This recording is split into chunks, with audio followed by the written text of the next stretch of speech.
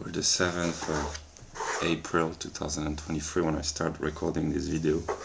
My morning therapy, talking alone in front of a camera. I don't know if or when this video will be published, but I need to talk sometimes just to cure myself, I guess.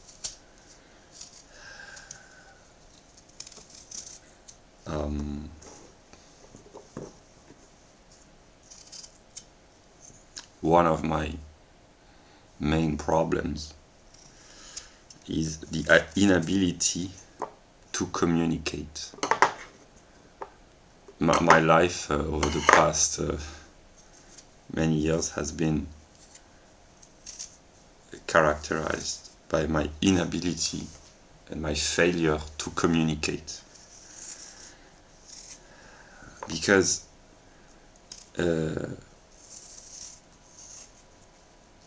I just looked at the YouTube statistics. When I make long videos, which happens often, the average attention span of the video is like 6 or 7%. If I make a 4 hours long video, people on average they watch 6% of the video. So yeah, I understand why, because people, they have a life, they have jobs, they have responsibilities, and they need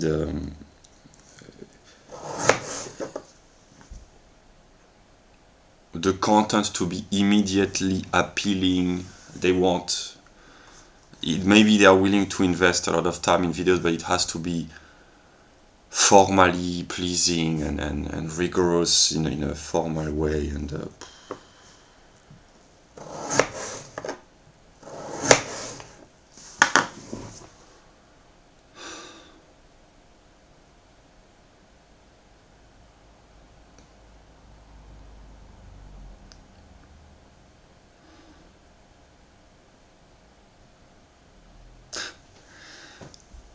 one of the things that I've understood over the past month, that I understand why people do not have the time.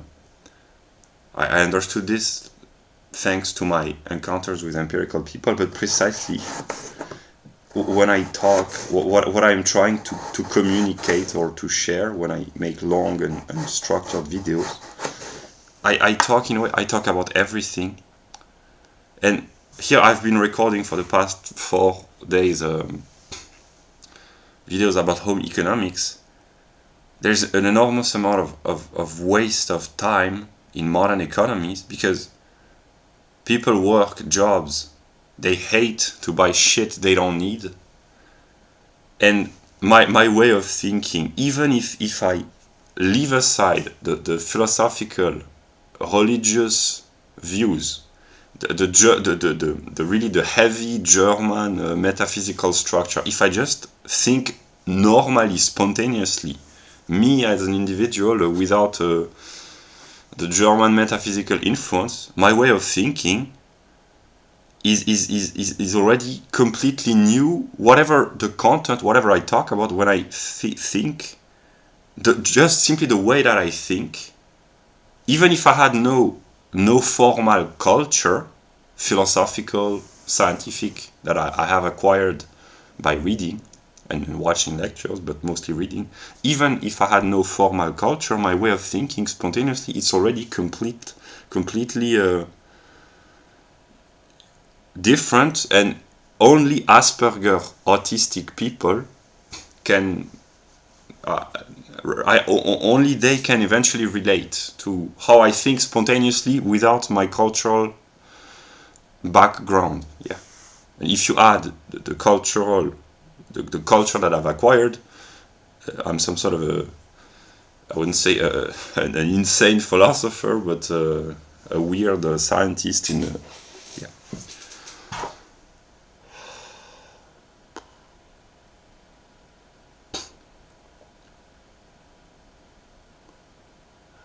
because I'm cooking my breakfast, so I just go in the kitchen.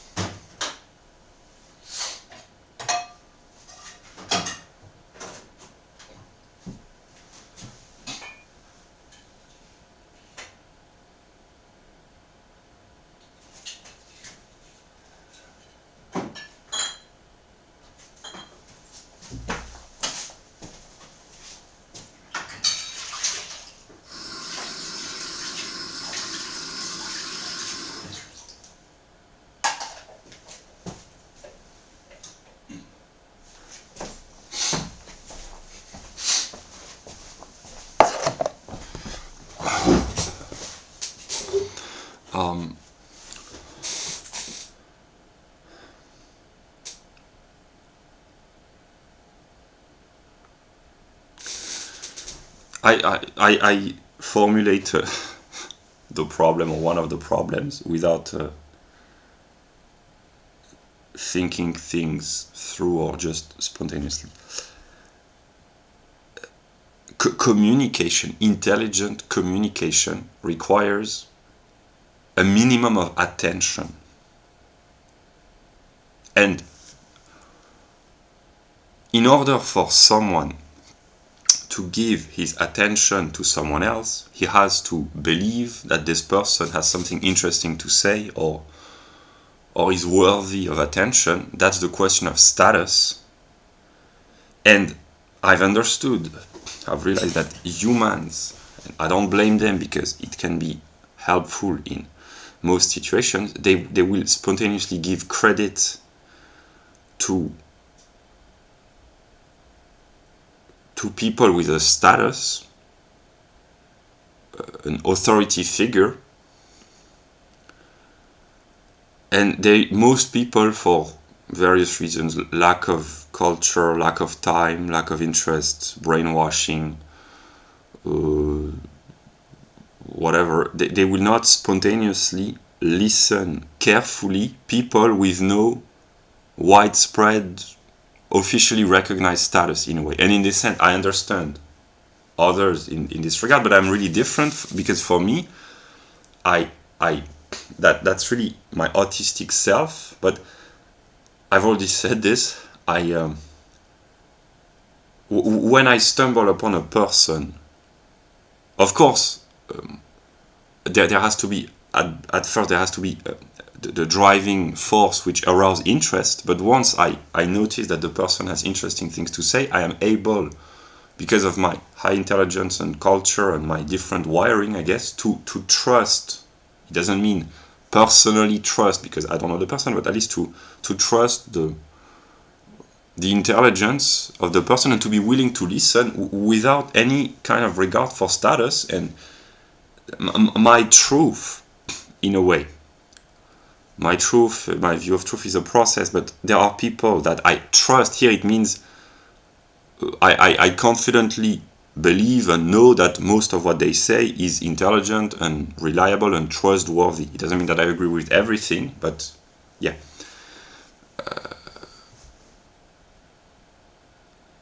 Let us take an example. People like Stefan Molyneux and Jordan Peterson. Jordan Peterson has a status. Stefan Molyneux had a status a few years ago. I've watched a video yesterday where he talks about his loss of status since he was deplatformed. Now he has lost his status. But here he was kind of a little bit frustrated, and I understand him, because he has lost a significant number of followers since he was deplatformed. And that's kind of this is the kind of thing which is really I don't know what word to use. Discouraging, no, but saddening a little bit, because the reason why I take here my example, the reason why I have stopped following Stefan Molyneux is not because he has been deplatformed, and the same goes for a lot of people. It's simply because I have moved very fast, and for me it was just a transitory moment in end of 2016, maybe early 2017, where I discovered, but I quickly understood that there was more, and it's not a reproach against Stefan Molyneux, because this is what has happened with almost all the people that I've followed, the conservative, the nationalist,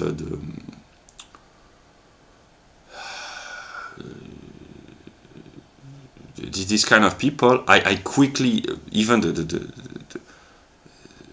pagan spheres, some of them, I quickly understood that they were a moment of truth. That's a Hegelian process, but there was more to it, and the process had to continue.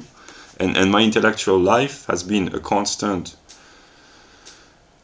travel and a constant shift, and sometimes I return to former positions, intellectual views, but with more maturity. And for instance, to go back to libertarians like Stefan Molyneux or the Mises Institute, it might seem like a regression from the perspective of radical-minded people, because they are politically correct in comparison with some more radical views, but actually it's not political correctness, it's simply wisdom. When you grow older, not older, but when you grow more mature, you soften a little bit, but in a good sense, not soft in the way that the conservatives are soft, but you soften up in the sense that you give up on some radical views because you grow up and you mature and you become wiser. Yeah. That's why, here, I speak words of wisdom. Stefan Molyneux, he may seem, first, very controversial when you discover him for the first time, because he breaks a lot of taboos economically about race, IQ, about political correctness, etc. So that's kind of mind-blowing. And then, if you are radical a little bit, you go to the next step, and then you accuse him of being a shill or whatever they call this. But then when you really keep working and improving, you come back many years later, one might say, and you notice that he's really the voice he's one of the voice of reason and sanity in the modern world. And but the return has been mediated by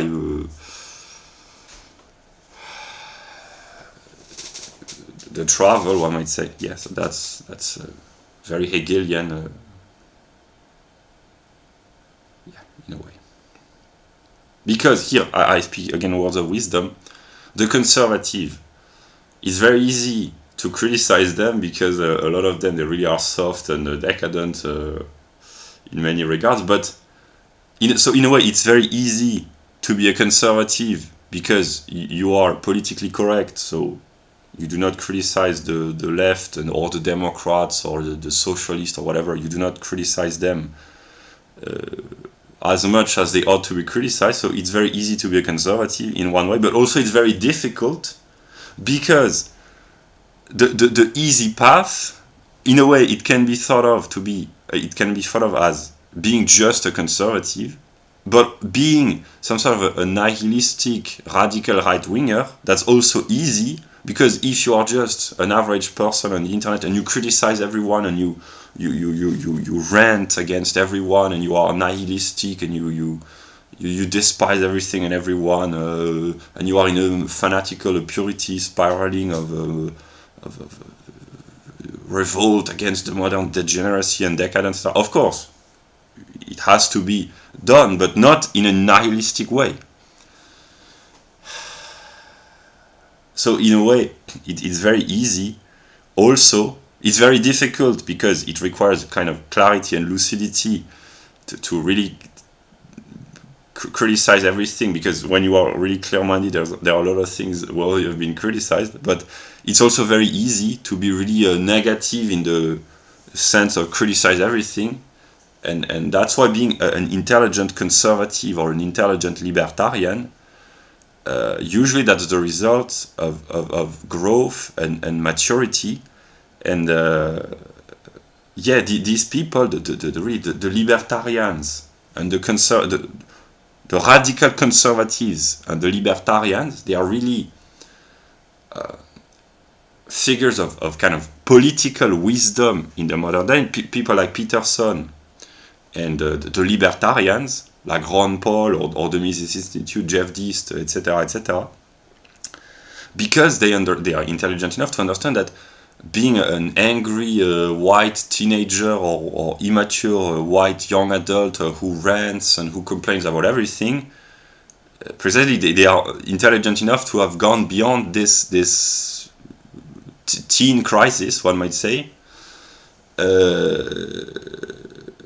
Yeah, they try to bring something constructive and positive, and not just be in a negative criticism. That's why the radical right always loses, because they complain all the time and they are very repulsive and very negative to a potential wide audience, because all they do is complain.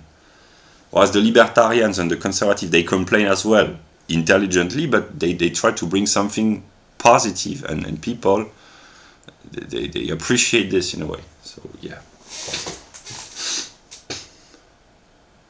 But then when you start to acquire a status, you become de facto politically correct, because it happens to everyone, either in politics or in music. Eminem, in his earlier years, he was really an outburst of kind of anger, but artistically expressed, and he really was controversial, etc. And when he grew older and more famous, in the early 2000s, he became kind of politically correct, and it happens to all rappers, because when they break through on the music stage, they usually come out of the ghetto or difficult life conditions, so they have a raw energy, and the people in poverty, they identify with them, etc. And then they become famous, they become rich, they become wealthy, they become admired, etc., etc. And then they change, obviously. And they appeal to a different audience. They become more respectable within bourgeois society, and yeah.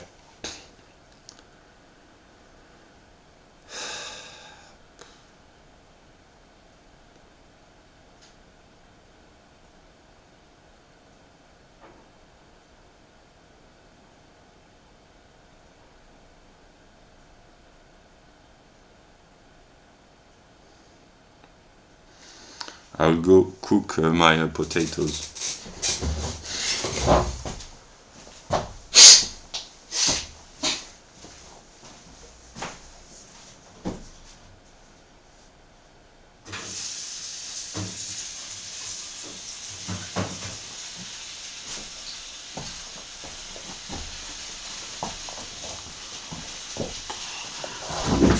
About the problem of communication. Communicating certain views requires attention and intelligence and willingness to study on the part of the listener. But if you have no status, you are in no position to teach anything, so you have to acquire a status, but which is normal in normal circumstances. But the truth that I'm trying to share is so overwhelmingly complex, while being, if I explain all the steps rationally, because basically here I will simplify. I'm just, if we leave aside the philosophical, religious aspect, I'm just an ordinary young Westerner. I mean young, I'm 30 years old, but over the past few years I was young. I mean, I'm a former young Westerner in the process of getting old or growing up, let us say. And I'm just someone who took the red pill, like millions of people in the West, but actually I'm the only person who produced a systematic presentation and explanation of what the red pill is. And I just offered the synthetic view, formally, at least in the structure, of what people call the red pill, which is a spiritual and religious process, actually, and philosophical. So I could speak about every moment in the process of both sides, but it is already being done daily. There are people who talk about the left and right divide, about the demographic question, about the banking system, about central power versus federalism, local autonomy, about all the aspects, about IQ, etc. These people, this is what happens, this is what structures the intellectual life of the West and of the world eventually, but it's not well noticed because it's quantitatively very limited as of now. But I don't, the reason, for instance, I've understood, the reason why I don't talk about patriotism or conservatism is because there are already people doing this. So in a way, I'm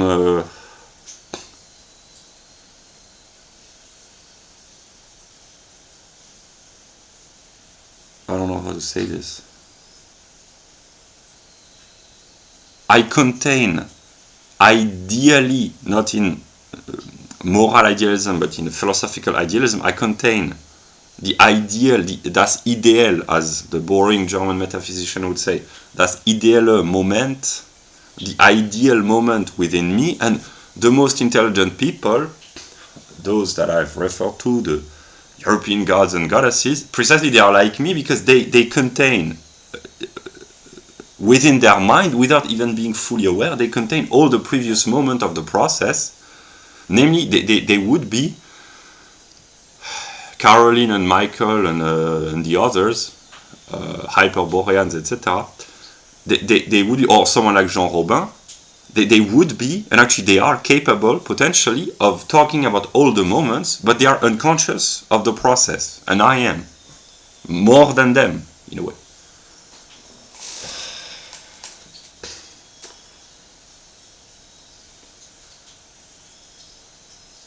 That's what the boring German metaphysician calls concrete.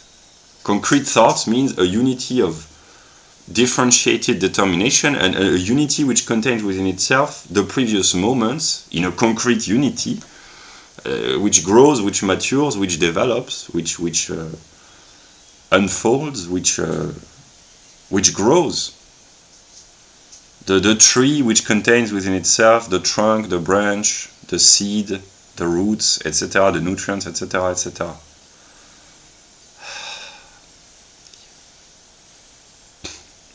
Not dumb, this German metaphysician.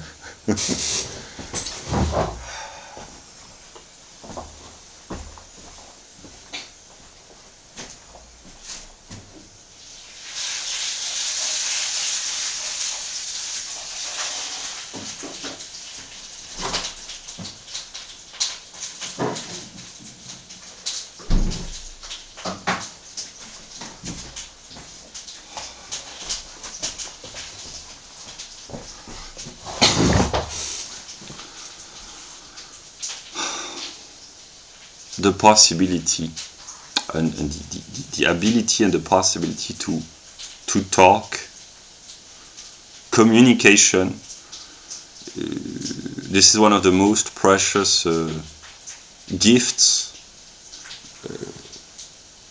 ever given to mankind. Yeah.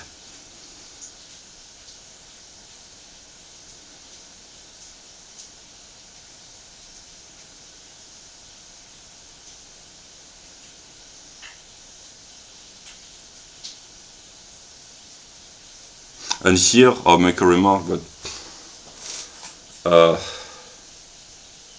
I understand why a lot of rulers, political rulers, do not are opposed to free speech. Obviously, because they don't want their authoritarian socialist policies to be questioned. So I understand the political reason why most politicians are opposed to free speech. All politicians, eventually, that's why the great American leaders, they were not really politicians, only formally. They were men of the people, but in the noble sense. Yeah, I understand the political reason why a lot of elites, just in name, but the oligarchy, the oligarch, in the broader sense, why they are opposed to free speech. But I don't understand why intelligent people, and within the oligarchy there are intelligent people, obviously, why they do not understand the value of free speech, because this is really what enables science and progress. And it's genuinely interesting what you can discover by simply being allowed to think and express yourself and talk. So yeah.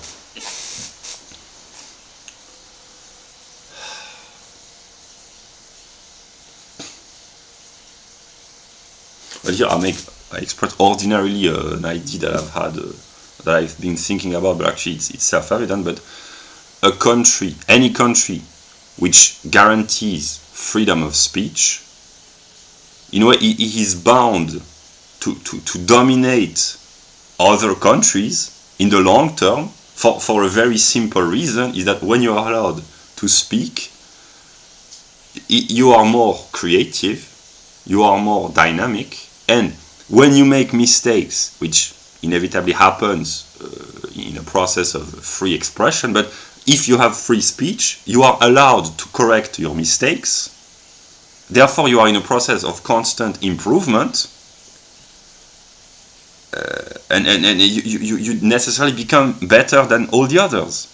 If the others have not free speech, then if they are competing between various free countries, there are other factors, but any country which guarantees free speech to its citizens, its population, has to dominate the other for the simple reason that it can improve constantly, because it's constantly challenging itself with new ideas, new perspective. So it's probably kind of exhausting because you constantly have to adapt and to modify your views, etc.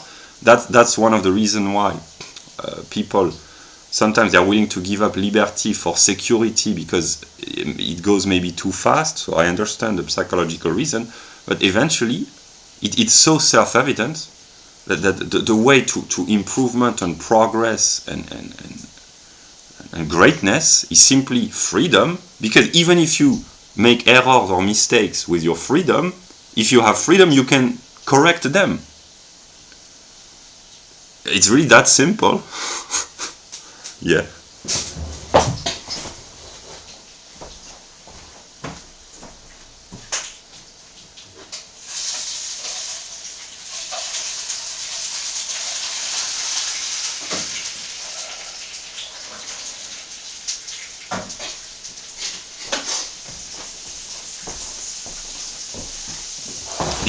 I mean, I said it's really that simple. Actually, it is, but it's kind of also very complex. But just allowing the unfolding of diverse views in the intellectual sphere. Diversity is our strength. The trick of modernity is that they promote ethnic diversity, but ideological uniformity. That's the opposite of diversity in a way. Ethnic diversity is not opposed to intellectual diversity as such.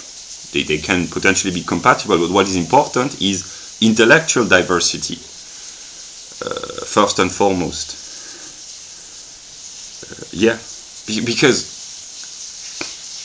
if you are not allowed to express yourself freely, if you make mistakes, or if the people in charge they make mistakes, then you can be trapped in a cycle of errors and mistakes, and you stale or you regress or you Whereas if you can at least freely formulate the problems and seek solutions, you will constantly improve. Even if you are decadent, you can still get out of the decadence, because you can formulate the problems, you can identify the problems, you can try to figure out solutions, etc., etc.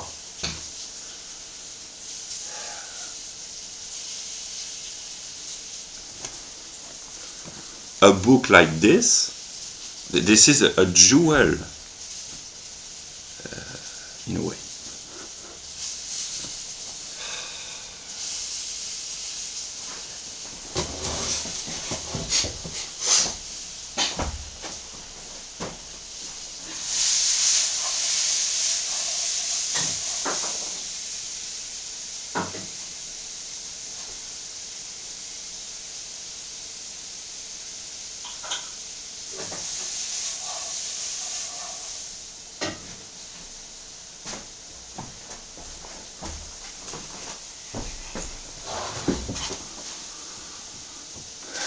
And yeah, I've realized recently, I mean, over the past few months, one might say, that actually, I said this yesterday in a video that I recorded, but I repeat because I'm just a classical liberal of the 18th century and 19th century, which in the modern context, because the historical process goes towards the left almost constantly, one might say, which makes me a far-right libertarian, but I'm not an extremist.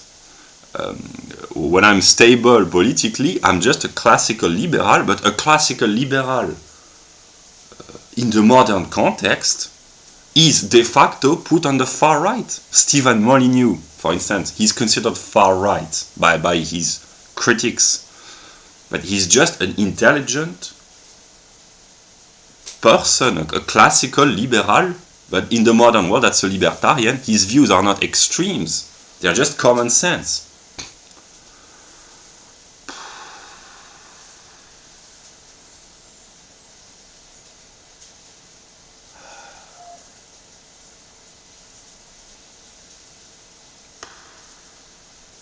And here, Monsieur Nemo, Philippe Nemo, he says in one of his books, I think the Intellectual Regression of France, which is really an excellent book, even within the standards of the Anglo-Saxon sphere, it's really excellent. He says that basically the liberal, in the sense of classical liberalism, 19th century liberal, economic, politically, intellectually, etc., etc. The scientific, the political achievement of the scientific revolution, in a way. So in the noble sense, not in the meaning of the insane modern leftist liberals, etc. But that for him that was some sort of an enchanted era as compared with the rest of human history, and it's kind of true. And the problem, really, he identifies the problem of all intelligent people who are relatively honest, one might say, that really groupthink. Humans, they have a herd mentality, and liberalism, in the meaning that I've defined, libertarianism, in a way, it's a revolt of the individual against herd mentality, group mentality.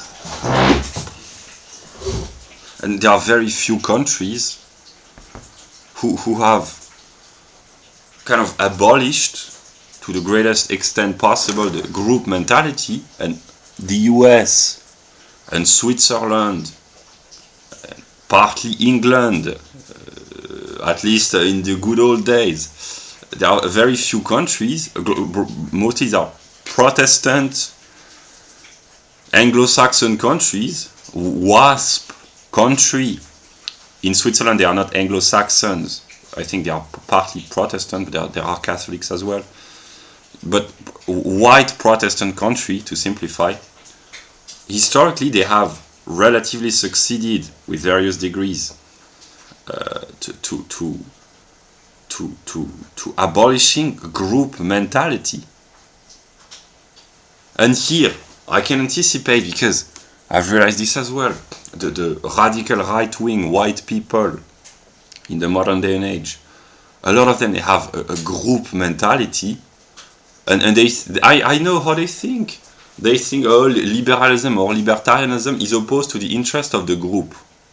So that's why they are opposed, and that's why they want to go back to tribal, collectivist, right-wing collectivist, and tribal mentality. But the problem, in case it's not clear, the reason why white people are committing suicide all over the world, I mean, in the Western world, is precisely because of groupthink, because of the moralization, and they are willing collectively, unconsciously or consciously, to commit suicide in order to feel good about themselves for moral purposes. This is groupthink, which leads to the destruction of the West.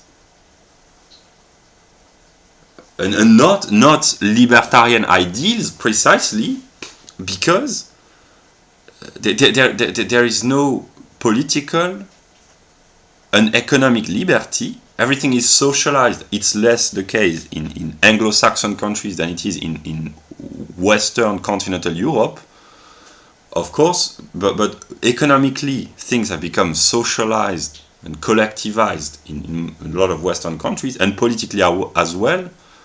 The liberties, the classical liberties, have been restricted.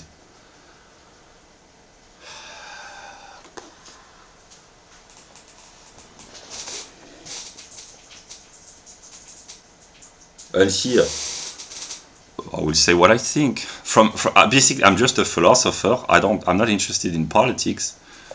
And from a philosophical standpoint, which is the search for truth, knowledge, wisdom, eventually, groupthink is the enemy of philosophy in a way, because the group, Plato already knew this. He wanted the philosopher to have power to rule over the group, so here I kind of disagree, but he already identified the problem from the perspective of a philosopher, group mentality, herd mentality, and that's why fascism, for a philosopher, it's kind of a...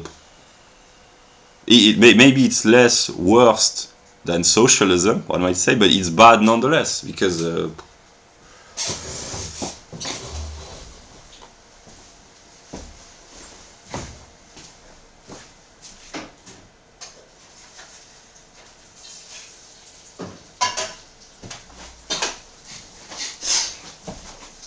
that's why Jefferson and the people in his tradition,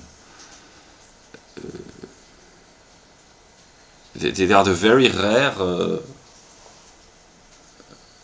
role models in the most noble sense. Spontaneously, I have a tendency to be a little bit excessive. So spontaneously, when I'm not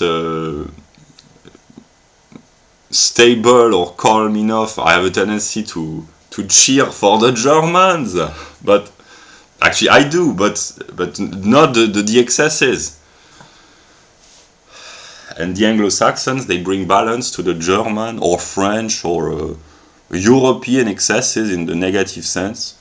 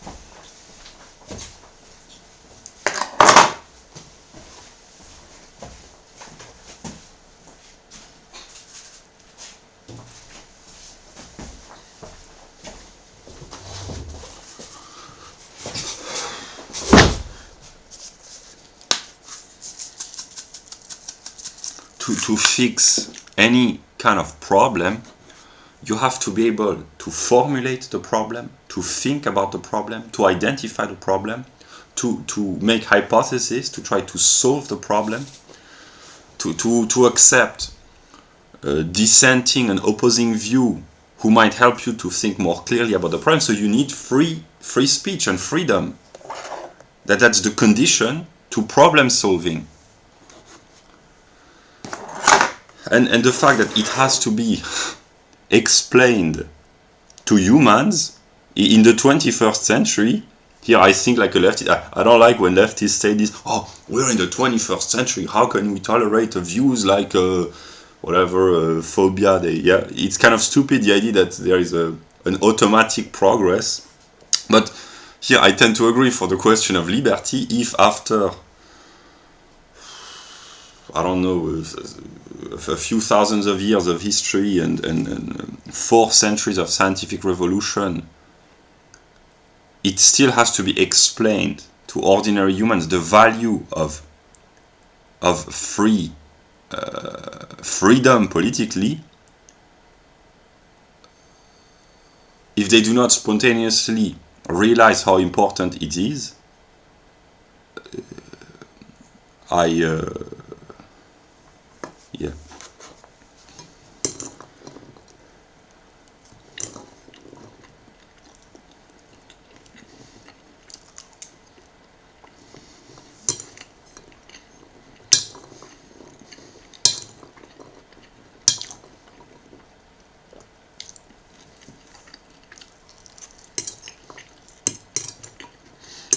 because here, that's the,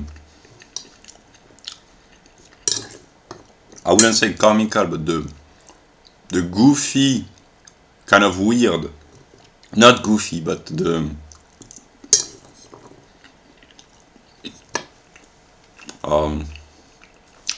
peculiar aspect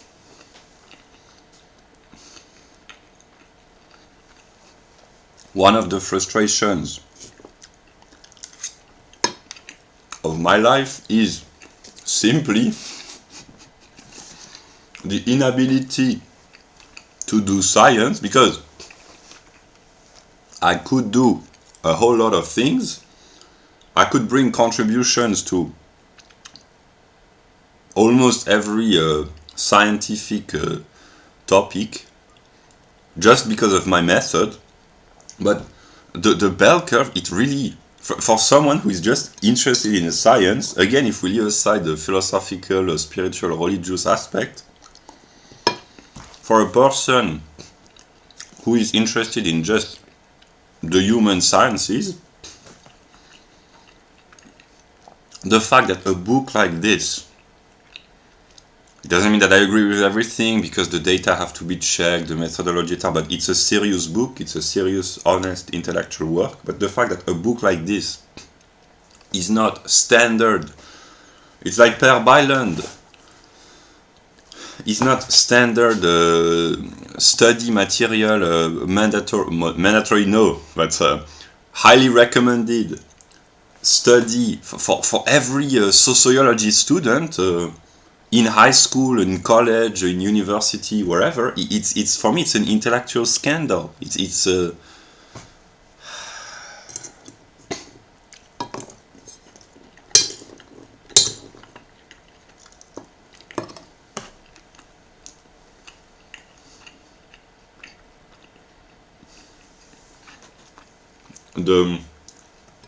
the introduction of the video game BioShock, who came out I think in 2007. The ideal of rapture, it sounds good. Of course, I never played the game, but of course, if there is no moral constraint regarding scientific questions, it can degenerate into the kind of dystopia that rapture in the world of BioShock illustrates. But constant here, that's maybe my freak aspect. to hamper the progress of science. Here it's just common sense science. For moralistic reasons, it's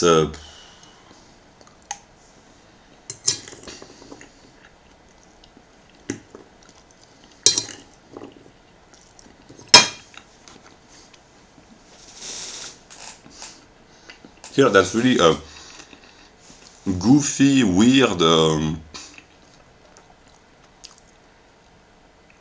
cringy, one might say, aspect about me scientifically, that I would like to be able to categorize people by race, IQ, and gender without sounding like an insane person.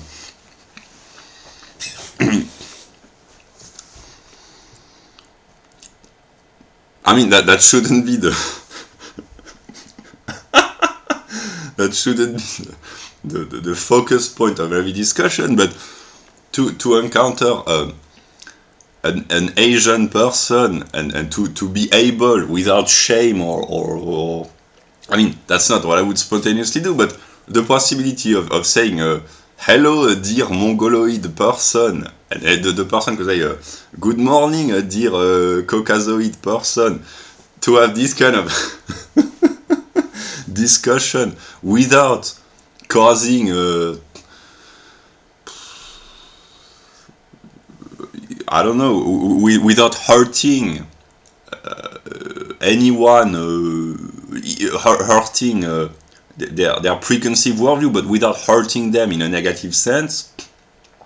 I'm not saying that that's a political ideal, but it should not be prevented. The humans, they should be able to laugh about some aspect, that the comical aspect of science.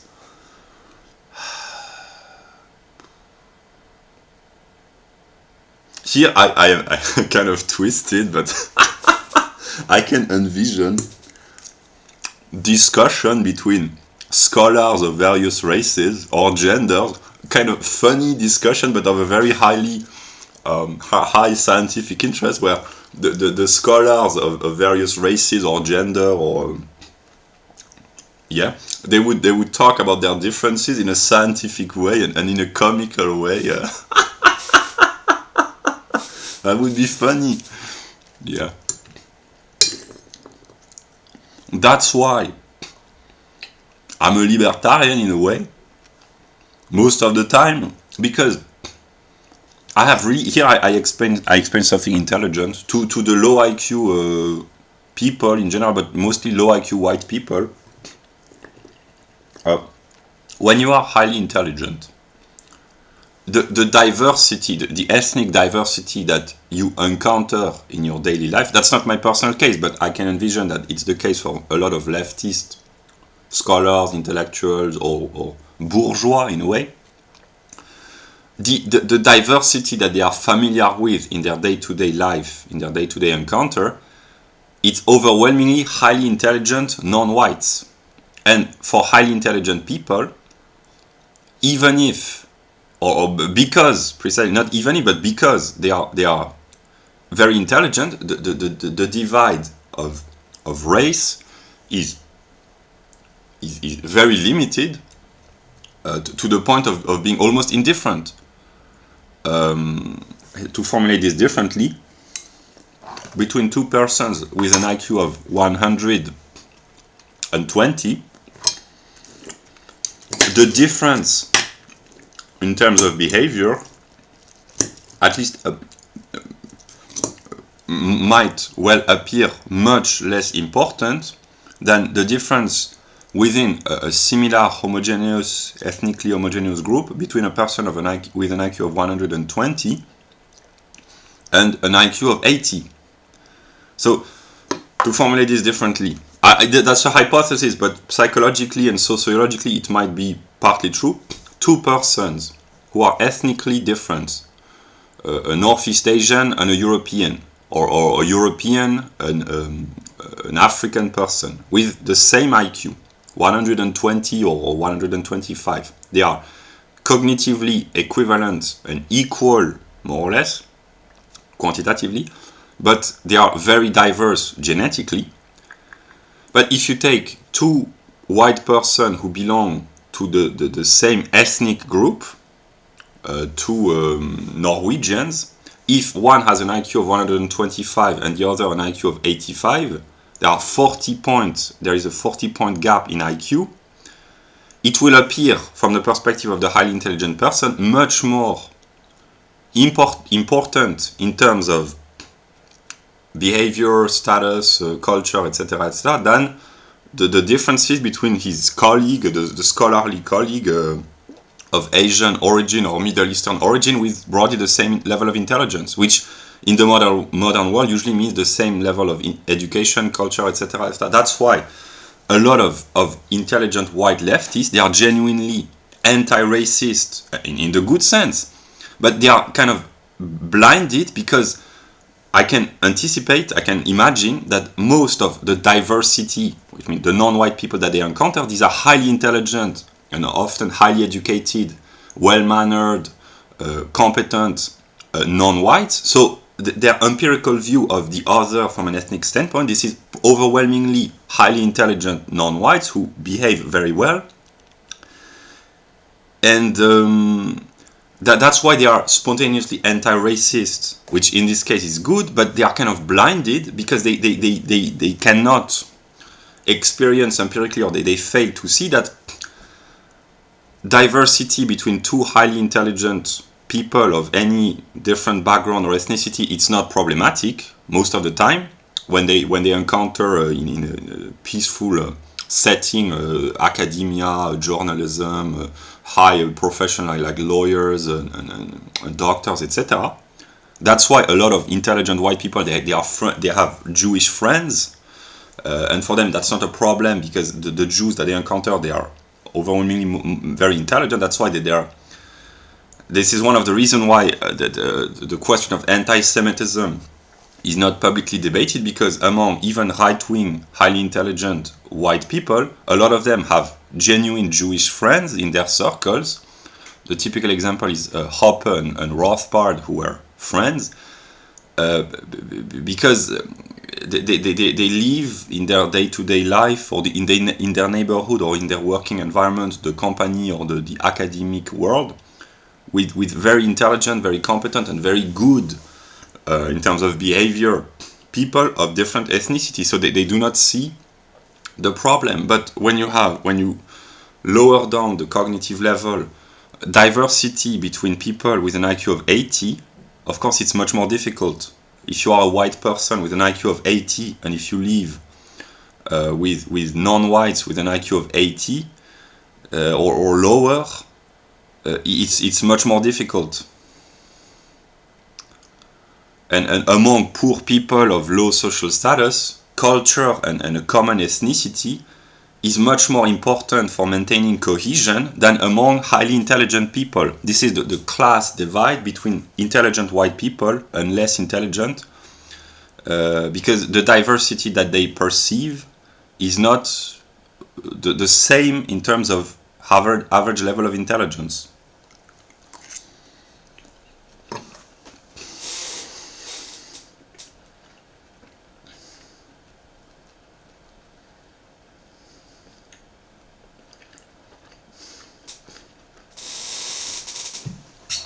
And the libertarian ideal is a peaceful society founded upon principles which potentially might apply to people of all origins, all ethnic backgrounds. And that's why intelligent white people, overwhelmingly, they are anti-racist, genuinely, most of them, without being forced by ideological conformity, because when you are intelligent, when you are confronted by diversity, non-whites, but it's true as well if you adopt the other perspective, whatever your ethnic background, if you are Japanese, whites, they represent diversity for you in this perspective, but here I speak as a white person. When you are highly intelligent, the diversity that you encounter most of the time, these are also highly intelligent people. So it's a lot easier to come to an agreement, rational discussion, peaceful resolve of conflicts through exchange of ideas, through self-restraint, etc., etc. That's why a lot of intelligent people are anti-racist for good reasons. Of course, there are the schemers, yeah, but a lot of them are anti-racist for good reasons.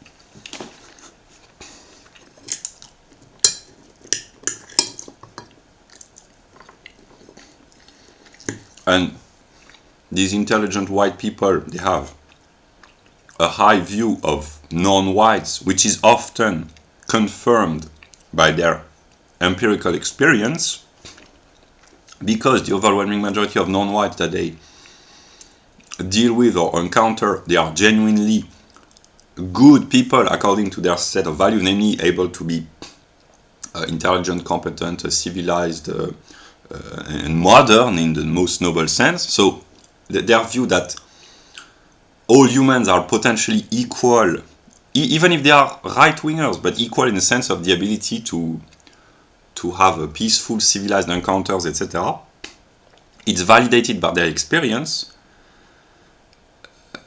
But of course, in the difficult neighborhoods, where there are inherent structural problems, even within ethnically homogeneous society or clusters within society, this is the white underclass that the bell curve talks about, there are already inherent problems, but if you add the diversity element within populations which suffer from structural problems for predominantly lack of overall intelligence within the group, so poor, what they call white trash neighborhoods, if you add diversity, of course it creates problems and resentment and yeah.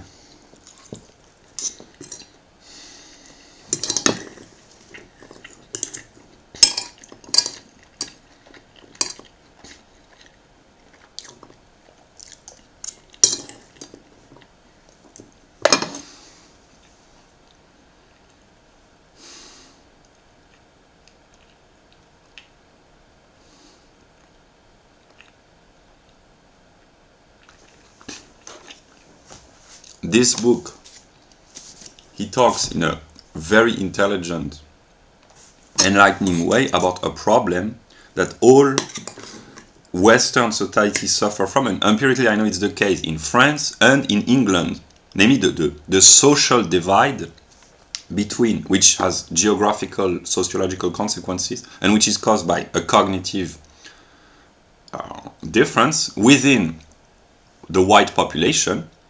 Namely, the disconnected liberal, here liberal means leftist, the disconnected leftist elites, the cognitive stratification of society in the US, it's because UPS, it's the same in France and in England, and it can be deduced that it's the same in Canada, of course, but in all other countries.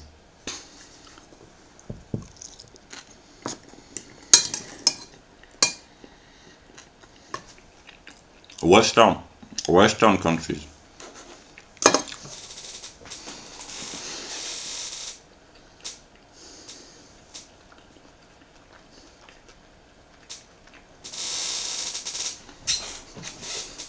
And here, this is the reason why racism has such a bad reputation among white people, intelligent white, because when you look at the achievements of the best non-whites, like Thomas Sowell, Murray Rothbard, because the Jews, they really have a very high IQ, much higher than whites on average. Yeah, but the non-white public figures, whether they are black, Muslim, Asian, Hispanic in the modern world, and people who are right-leaning ideologically, these people, when you are intelligent, you have to acknowledge that they contribute a lot more to the overall well-being of society than a lot of white trash, and that's why you are tempted to take, I mean, it's not taking their side, but you agree with the intelligent people independently of color, and people who want to be privileged because of their skin color. Here I talk like a leftist, because of their ethnic genetic determinism, namely the racist, low intelligence white people. They are kind of despised by the intelligent white people because usually they do not contribute a lot individually to the overall well-being or improvement of society. Here, that's how the white leftists think, and I understand why they think like this, because between the deplorable and the black scholars or Hispanic scholars or Asian scientists, etc., etc., of course, the diversity appears much more valuable, and the deplorable. I'm not talking here about the working class of honest people. I'm really talking here because I know that when Clinton says the deplorable, she thinks the honest white working class. But here, when I use the word deplorable, I mean really the white underclass, people who have problems of violence, addiction, etc., etc., or resentment, or political violence, etc. Of course, these people, they are deplorable in comparison with the intelligent, honest, those who contribute, the non-whites who contribute individually greatly to the good of society, the intellectuals, the scholars, the scientists, etc., etc. So the white intelligent people, they spontaneously tend to take the side of intelligent non-whites against their own ethnic group, because they judge people on individual value and not on natural determinations, which is a higher form of morality, but it's very difficult to implement because of groupthink and group mentality.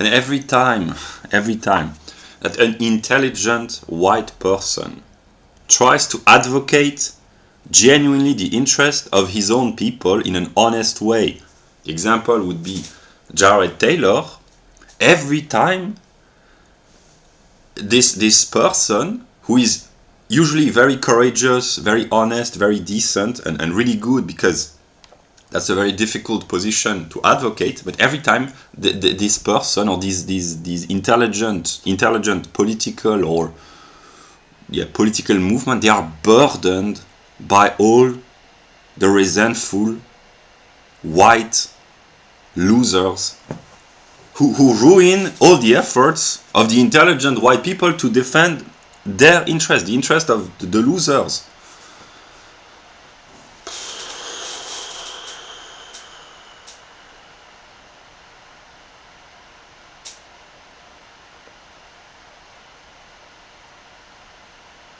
And the media and the leftists, they are very intelligent. They always focus on really the fringe, in the negative sense, the kind of degenerate elements of the far right groups, and they present to the overall population, this is what the far right is, namely the insane neo-Nazi in the insane sense. And of course the average person, they say, oh, these people, they are violent, they are drunkards, they are whatever, resentful, hateful, etc. It's very easy to manipulate.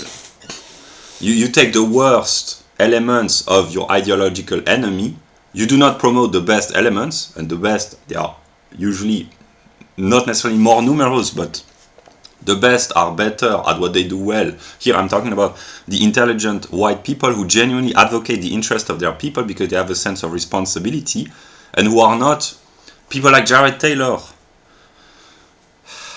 You wanted us to be decent men in an indecent time.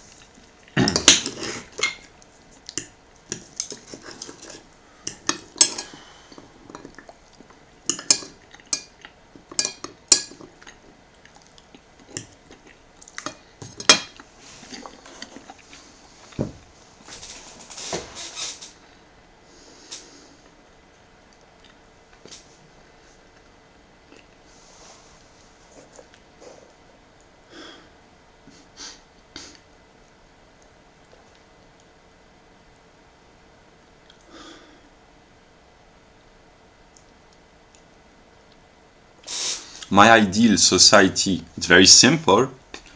It's the libertarian ideal. Basically, that's private property, free speech, freedom of association. That's the four first amendments.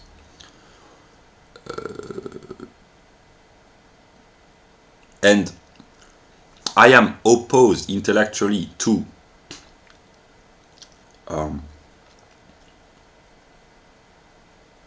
forced integration, forced diversity, on moral and philosophical reason, to force population to live with people that they don't want to live to. The state should not force coexistence upon its own population. So here I'm in agreement with the right, but the other opposite, I mean, to prevent people from freely associating in the name of securing the vital interest of the race. I am opposed to this as well, because ideally, that's the American ideal. People ought to be able to freely associate with whoever they want. So if they want, if white people want to live among a black neighborhood, they should be able to do so. If they want to marry Asian, Hispanics, blacks, Jews, they should be allowed. But there should be no forced integration of forcing white people or black people to live with Hispanics or with blacks or with white or with whoever. The state should not force its population to live with people that the individuals don't want to live with. The freedom to choose with whoever you want to associate and make business with. This is a fundamental human rights, not in the UN declaration kind of way, but in the Thomas Paine kind of way.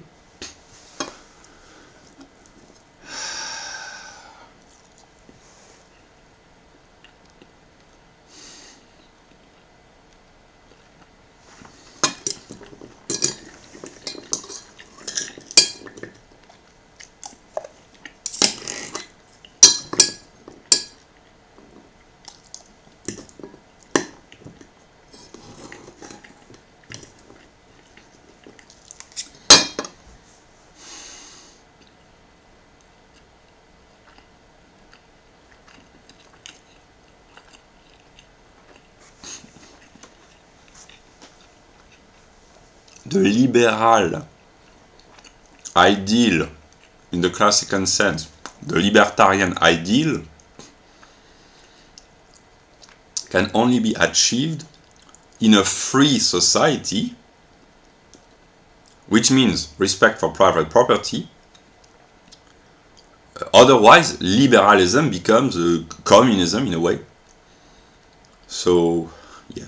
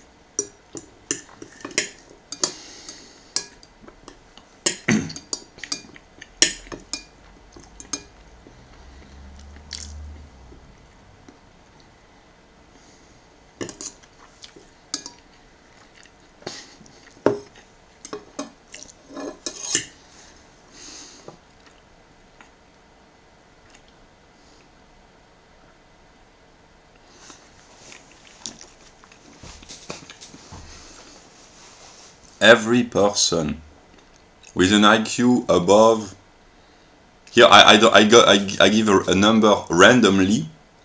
It ought to be empirically studied, but I would say 100, but maybe 95. The number is not really important, but every person above a certain amount of quantitative intelligence ought to be able to agree on some fundamental liberal, in the good sense, libertarian principles,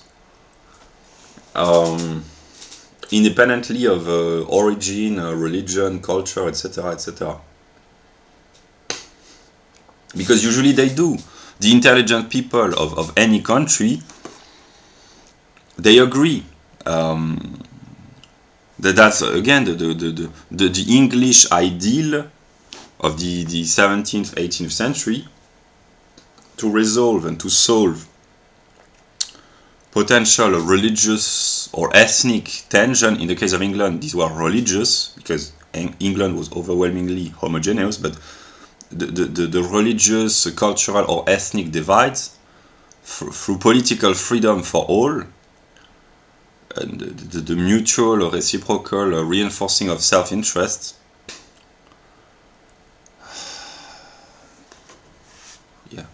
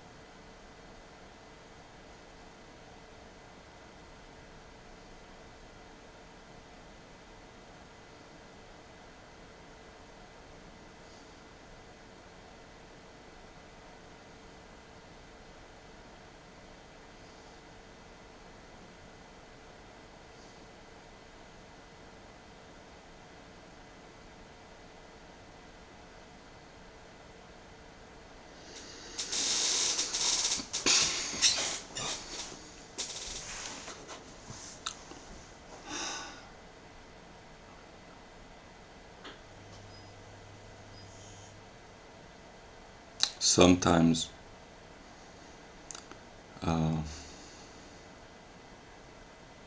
it's difficult. Not sometimes, it's always difficult. But sometimes it's more difficult than...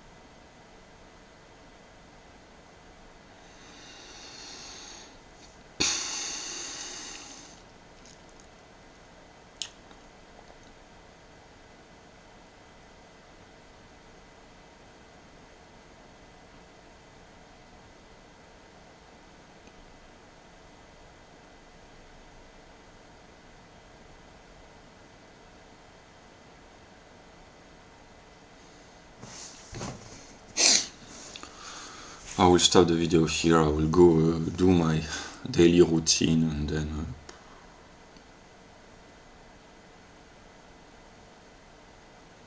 I have a certainty that I cannot and don't want to change, is that libertarianism, which means actually classical liberalism, but which has evolved in a way. It's really good. I'm not saying that it's possible to achieve everywhere without difficulty, or maybe not at all because of intelligence, one might say. But it's really good because the principles can be universalized. Every intelligent person, every rational person, if given the opportunity, could agree on the fundamental principles. Then it has to be adapted to each specificity, ethnic group, geographical area, culture, etc. But the fundamental principles, here I reason like a white leftist, they are really universal.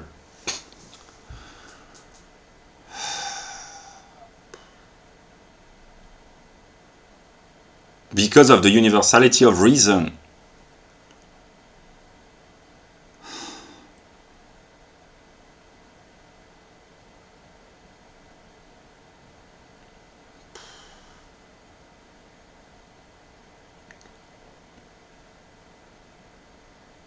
First you have to identify the good, then you have to try to achieve the good. The first step is very difficult, the second as well, but all the steps, they require the ability, the possibility to investigate, to think, to correct oneself, to challenge oneself and others in a peaceful way through intellectual debate, and that's the building block, the foundation. Yeah.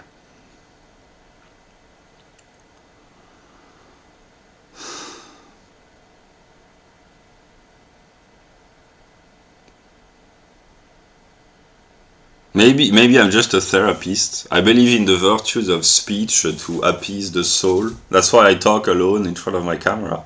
It has appeasing virtues. Usually, after I've been talking for an hour or more, when I make really long videos, I am really exhausted. But when I talk randomly like this for about an hour, I feel really good because I relieve a little bit of a psychological burden. While I know that I say intelligent things, while knowing that I say intelligent things, so it's really a therapeutical process and a therapeutical work.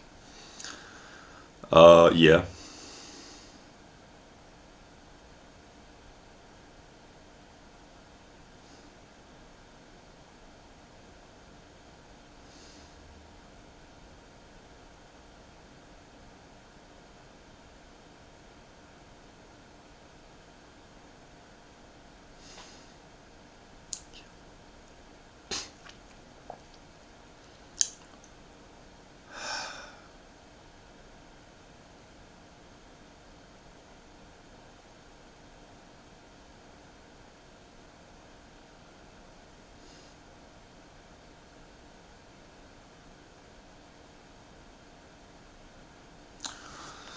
it's really difficult sometimes, but